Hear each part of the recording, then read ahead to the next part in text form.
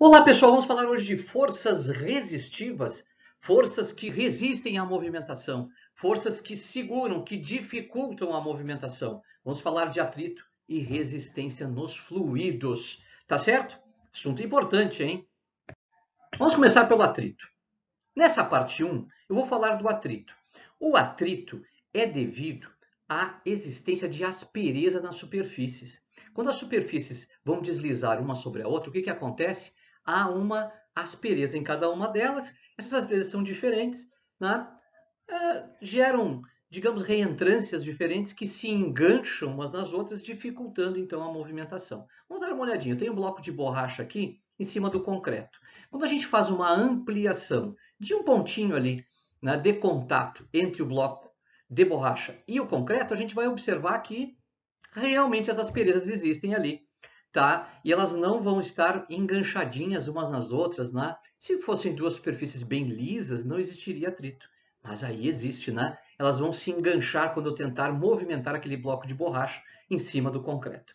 Bom, essa força de atrito que é gerada pelo atrito, ela é sempre oposta ao movimento, ela sempre vai se opor ao movimento. Então, o atrito gera uma força oposta ao movimento. Ou seja, essa força ela vai ter a mesma direção do movimento, mas o sentido vai ser oposto. Ela vai dificultar o movimento. Imaginem agora que o bloco está parado. O bloco está na horizontal, parado, e temos duas forças atuando sobre ele, normal e peso. Tá? Então vamos botar aí o centro de gravidade dele, né? E botar a força normal e a força peso. Certo? Então duas forças atuando sobre ele. A normal e a peso, elas se anulam, porque as duas em módulos são iguais. É massa vezes a gravidade. Tá? Vetorialmente, os vetores estão na mesma direção e em sentidos opostos. Quando eu somo eles, eles se anulam, tá certo? Então, vetorialmente, eles se anulam. Então, a força resultante sobre esse bloco é zero. Vamos pensar em mais uns detalhezinhos. Imaginem vocês esse bloco de concreto, a gente já sabe que tem aquelas asperezas, né, entre as superfícies, certo? E aí eu tenho duas forças atuando sobre ele. A perguntinha que a gente podia fazer é o seguinte: no bloco parado, há força de atrito? Veja bem, ó, a gente sabe que há aspereza, mas tem força de atrito? Não, não tem força de atrito. Quando é que a força de atrito aparece? A força de atrito que se opõe ao movimento, que é uma força resistiva, só vai aparecer no momento que eu tentar colocar esse bloco de borracha em movimento. Então, ó, não tem nenhuma força de atrito. Agora, uma segunda perguntinha. Imaginem vocês que eu aplique uma força insuficiente para botar aquele bloco em movimento. Eu apliquei vamos supor que eu precisava de 100 newtons e eu apliquei uma força de 20 newtons. É uma força insuficiente. Botou o bloco em movimento? Não, porque para botar em movimento eu teria que ter 100 newtons, mas não tenho. Então o que acontece? A pergunta é, se a força aplicada for insuficiente para imprimir movimento, haverá força de atrito? Bom, claro que haverá força de atrito, porque se nós tivermos apenas a força resultante que eu apliquei de 20 newtons e não tivermos atrito, o bloco vai ir para o lado da força resultante. Agora, quem é que impede esse movimento? A força de atrito. Então vai existir a força de atrito. Só que essa força de atrito ela vai ter o mesmo valor da força que eu apliquei. Ou seja, se eu apliquei 20 newtons, a força que segura o movimento é 20 newtons. Segura o movimento 20 newtons. Tá? Não quer dizer que seja a força máxima de atrito.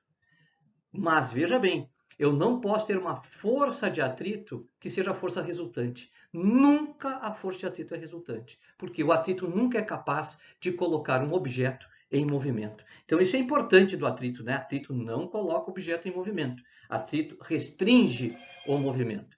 Então, sim, terá atrito. Qualquer forcinha que tu aplicou 2 newtons, vai ter atrito, aplicou 10 newtons, vai ter atrito, aplicou 20 newtons, vai ter atrito, aplicou 80 newtons, vai ter atrito. Lembra que eu fiz uma estipulação de que 100 newtons seria a força máxima de atrito que tem aí, que vai segurar esse bloco de borracha.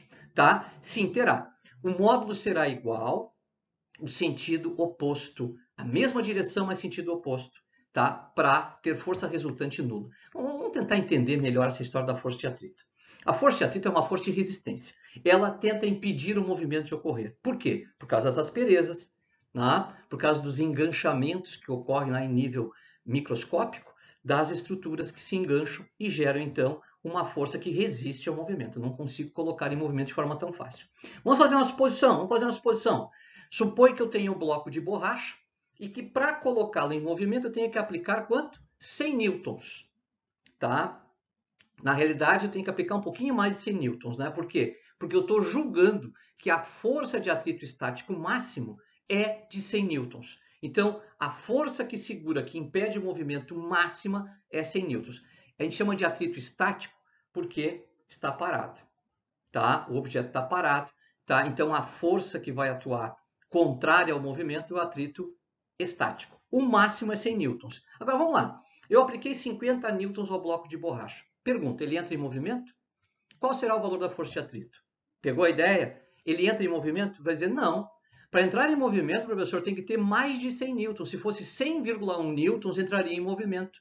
Agora ele tem apenas 50. Então, não foi uma força suficiente para colocar esse bloco em movimento. Ele entra em movimento? Não.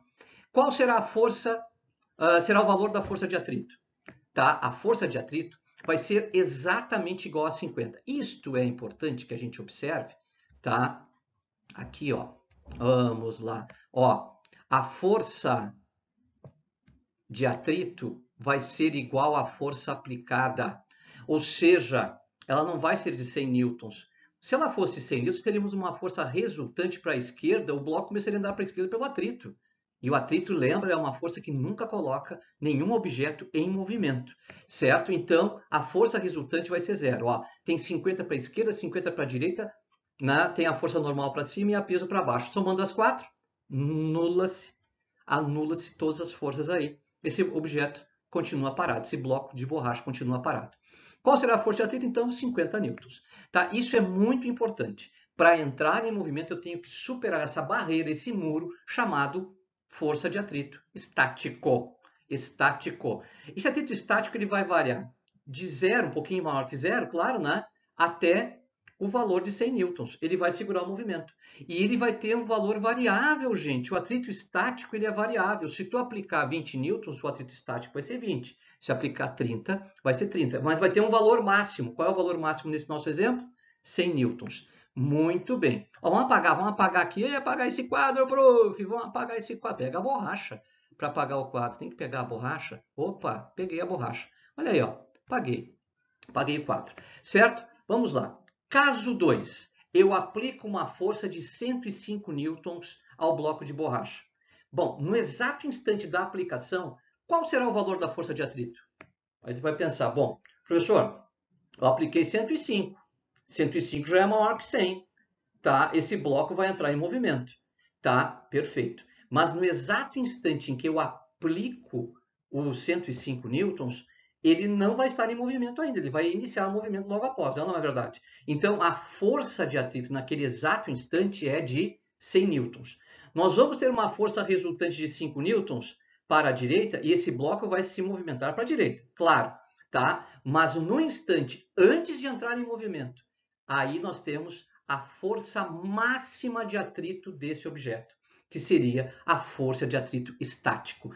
Passado esse momento e ele entrar em movimento, nós vamos ter uma outra força atuando, a força de atrito estático máxima já não vai existir mais, nós passamos a ter a força de atrito cinético, que é uma força já menor que a força de atrito estático. Então, veja bem, ó, depois que tu começa a botar um objeto em movimento, é mais fácil permanecer em movimento, tu aplica menos força para permanecer em movimento. Então, esse atrito, ele gera duas forças, atrito estático e atrito cinético, e a força de atrito cinético é sempre menor que a força de atrito estático. Então, esse atrito estático, ele é a maior força que pode ter, professor? É a maior força que pode ter. A força de atrito estático é a maior força que nós podemos ter. No nosso exemplo, era a força de 100 newtons. Tá? Então, ela vai ser maior que zero e menor ou igual a 100 newtons. Esse vai ser o valor da força de atrito estático para esse nosso exemplo aí. Entendeu a ideia? Temos duas forças de atrito, então, força de atrito estático e cinético. A força de atrito cinético é sempre menor do que a de atrito estático. Pô, show de bola, né? Depois vamos para a aula 2. Não esquece, tem sequência. Tá certo? Um grande abraço e a gente volta.